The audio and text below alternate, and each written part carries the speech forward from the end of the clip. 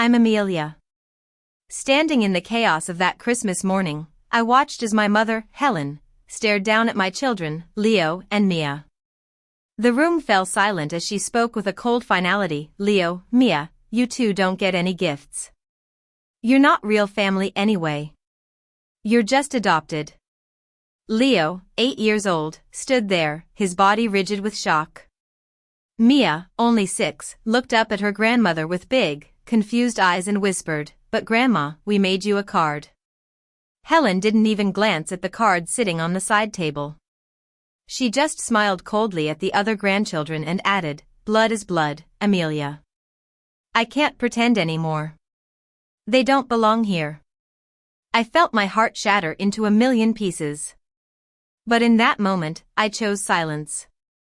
I walked to the kitchen, picked up the coffee pot, and started pouring, my hands steady despite the storm inside me.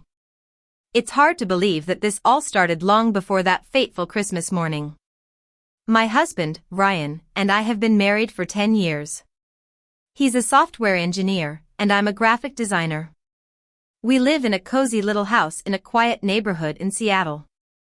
We always dreamed of having a big family, but after years of trying and going through the emotional and financial toll of fertility treatments, we made the decision to adopt. In 2017, we welcomed Leo into our family. He was just 4 months old when we brought him home. I remember holding him in my arms for the first time, looking into his little eyes, and feeling a love that I had never experienced before. It was a love that was pure and unconditional, a love that I knew would last a lifetime. 2 years later, in 2019, we adopted Mia. She was such a tiny thing, only 3 months old.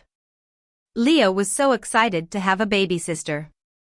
He would sit by her crib for hours, just watching her sleep, and whispering sweet little things to her. For a while, we were happy. We thought that all that mattered was the love we had for our children. But my mother, Helen, had different ideas.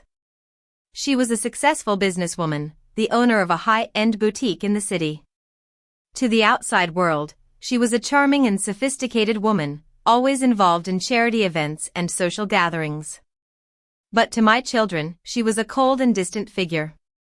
The first sign of trouble came on Leo's first birthday. She showed up with a generic gift for him, while the presents for my sister's children were lavish and personalized. I brushed it off, thinking it was just a one-time thing. But as the years went by, the pattern continued. On family vacations, she would buy matching outfits for all the cousins except Leo and Mia. At Christmas photo shoots, she would order prints for everyone's family except ours. And the comments. The constant, hurtful comments. She would introduce my sister's children as my real grandchildren, and then just add, "and Amelia's kids, too." Ryan started to notice the way she treated our children. He would ask me why we kept going to family events, and I didn't have a good answer. I kept telling him that she would come around, that she just needed time to accept our children as part of the family. But deep down, I knew I was lying to myself. Last year, I finally decided to confront her. I went to her house with a list of all the times she had excluded my children. I was calm and rational, thinking that if I just showed her the pattern, she would understand. But she cut me off after just a few minutes. "They're not really our blood, Amelia," she said, her voice cold and clinical. "You chose them. We didn't. There's a difference." I was heartbroken. I couldn't believe that my own mother could be so cruel. And to make matters worse, I later found out that my brother, Jake, had been standing in the hallway, listening to our entire conversation. A few months later, at Thanksgiving, things took a turn for the worse. A family friend asked about all the grandchildren, and Helen pointed to all the kids in the room and then said, "These two," she pointed at Leo and Mia, "aren't really ours. Amelia chose adoption. It's different." On the way home, Leo asked me, "Mom, what did Grandma mean by not really ours?" I didn't know what to say. I felt like a failure as a mother, unable to protect my children from her hurtful words. 2 weeks later, Helen called me. "I've made a decision," she said. "I'm not pretending anymore. Leo and Mia need to understand where they stand in this family. It's not fair to the real grandchildren to keep acting like everyone's equal when they're not. I was furious. I told her that they were just kids, that they didn't deserve to be treated this way. But she wouldn't listen. Blood is blood, Amelia. You can't change that, she said before hanging up on me. I knew that Christmas was going to be bad, but I still went. I kept hoping that things would be different, that she would finally see the error of her ways. On Christmas Eve, Jake sent me a text. If Mom does anything to the kids tomorrow, I'm done staying quiet, he said. Then he asked me to screenshot my 23andMe DNA relatives page and send it to him. I was confused but did as he asked. When I sent him the screenshot, I noticed that Jake and I were listed as half-siblings. I thought it was a glitch. We had always been told that we had the same parents. On Christmas morning, we drove to my parents' house. The kids were so excited. They had spent days making a Christmas card for their grandmother, with colorful drawings of snowmen and Christmas trees, and glitter glued all around the edges. Do you think Grandma will like our card? Mia asked. I just told her that we'd see. When we arrived at my parents' house, it was already filled with the chaos of Christmas morning. The other cousins were running around, opening stockings and laughing. My father, Richard, greeted us warmly and hugged me tightly. He then knelt down to Leo and Mia's level and said, "There are my two favorite artists. Did you bring that card you've been working on?" Mia nodded shyly and held out the envelope.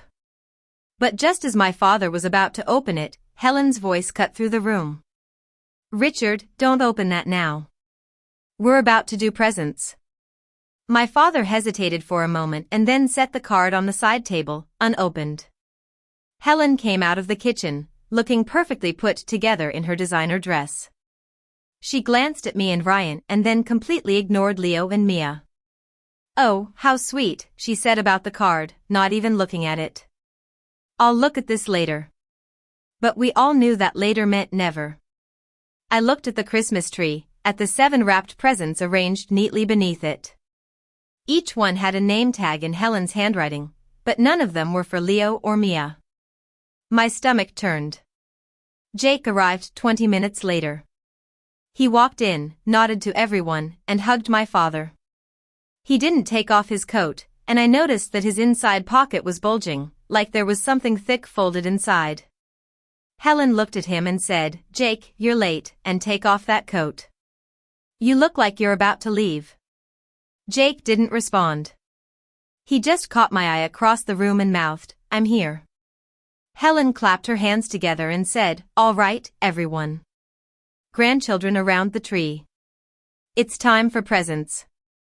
The other kids scrambled to sit in a semicircle around the tree. Leo and Mia sat a little to the side, used to being on the outskirts of the family. One by one, Helen called out the names of the other grandchildren and handed them their presents. There were hugs, kisses, and excited screams. But when all the presents were gone, Leo and Mia sat there, empty-handed. That's when Helen turned to them and said those cruel words. The room went silent, and I felt like the world had stopped spinning. I wanted to scream, to yell at her for hurting my children. But instead, I poured the coffee, trying to keep myself together. Then, Jake stood up. He reached into his coat pocket and pulled out a thick envelope. "Since we're talking about real family and real blood, Mom, you're going to want to see this first," he said in a low, firm voice. Helen stared at the envelope, her eyes narrowing. "What is that?" she asked. "DNA results," Jake said. "Mine and Dad's. Plus some other documents you're going to want to see." The room went completely still. Helen laughed nervously. "DNA results for what?" she asked. "Since we're discussing real family," Jake said, looking directly at her, "I thought everyone should know who actually is family in this room. Starting with me." My sister, Sarah, gasped. "Jake, what are you talking about?" Helen's face paled. She stood up and said, "Jake, put that away. This is Christmas. We're not doing this now. When should we do it? Jake asked, his voice calm but firm. When you're done humiliating children, when you're done deciding who counts as family and who doesn't. My father looked at Jake, his face pale. Son, what's going on? He asked. Jake looked at my father and said, Dad, I'm sorry you have to find out like this. You deserved better than this. My father's face went even paler. Find out what? He asked. Jake held up the envelope. I'm not your son. Not biologically, he said. The room exploded with shock. Sarah's eyes widened, and she said, Jake, what the hell? Helen lunged forward, trying to grab the envelope. Jake, stop this right now. You don't know what you're doing, she said. Jake stepped back, holding the envelope out of reach. Too late, Mom, he said. I know exactly what I'm doing. He tore open the envelope and spread the contents across the coffee table. There were DNA test results, showing that my father was not Jake's biological father. There were also photocopies of old love letters, signed TB, addressed to Helen. And there was a photograph of a younger Helen standing very close to a man who wasn't my father. Jake started to explain. In November, Mom asked me to help clean out the attic. I found a locked trunk. She told me not to open it, but I knew it was important. So, I came back when she wasn't home and picked the lock. Inside, I found these letters. They were from a man named Tom Brennan. He was Mom's old boyfriend. I was born 9 months after their last letter. He then showed us a screenshot of my 23andMe DNA relatives page, which confirmed that Jake and I were half-siblings. I pulled out my phone and showed everyone my own 23andMe results. I did this test last year for genetic screening, I said. It shows that I'm Dad's biological daughter, but Jake and I have different fathers. I looked at Helen and said, so, let me get this straight, Mom. You rejected my children because they're not real blood. But your favorite son, the one you've always protected, isn't Dad's blood either. And I'm the only one here who's actually his biological child. Helen's face went white as a sheet. She tried to speak, but no words came out. My father stood up, his face full of pain. Helen, is this true? He asked. Helen didn't answer. In that silence, we all knew the truth. My father walked out of the room without a word. Helen called after him, but he didn't turn back. Jake then said, I found Tom Brennan. He's still alive. I'm going to call him. I have a right to know where I came from, to know my full medical history. Helen looked like she was about to collapse. You can't, she said. I can, Jake said. And I will. My sister, Sarah, looked at Helen with a look of disgust. Mom, how could you do this to Dad for all these years? How could you let him raise a child thinking it was his when you knew it wasn't? Jen, my other sister, said, and what about what you did to Leo and Mia? You used blood as an excuse to hurt innocent children. I turned to Helen and said, you will not see Leo and Mia again. Not until you can look at them and see them as your real grandchildren, without any conditions. Helen's face crumpled. Amelia, you can't, she said. I can, I said. And I am. Ryan appeared at my side, putting his arm around me. We're leaving, he said. I nodded and looked at Leo and Mia. Let's go home, I said. As we walked out the door, I heard Helen start to cry. But I didn't look back. That afternoon, we sat down with Leo and Mia in our living room. We turned on our own little Christmas tree and made hot chocolate. I tried to explain to them what had happened. Grandma said some very hurtful things today, I told them. But that's not true. You are loved and you are part of this family. Because of what she said, we're going to take a break from seeing her. Leo nodded, looking relieved. Mia asked, are we in trouble? My heart broke. No, sweetheart, I said. You didn't do anything wrong. Grandma made a big mistake. That night, Jake texted me. "Dad's staying with me. He's not going back," he said. A few days later, my father texted me. "Can I come see Leo and Mia? I want to make things right," he said. I called him right away. "Dad, are you sure you're ready?" I asked. "I'm seeing a therapist," he said. "I need to process what Helen did. But I also need to make amends to you and your kids. Will you let me try?" "Of course," I said. The next day, my father came over. He was carrying a wrapped package. He knelt down to Leo and Mia's level and said, "I found something. It's your Christmas card. Grandma never opened it, but I want you to know how special it is." He unwrapped the card, and Leo and Mia's eyes lit up. My father looked at the drawings and the glitter, and his eyes filled with tears. "This is the most beautiful card I've ever seen," he said. "I'm so sorry Grandma didn't see it. Can I be a better grandpa now?" Leo and Mia both nodded. Mia said, "Can we make you a new card, Grandpa?" My father smiled. "I would love that," he said. In the following weeks, things started to change. My father moved in with Jake. Helen called me several times, but I didn't answer. I blocked her number and read one of the letters she sent, but I didn't respond. My sisters reached out to me.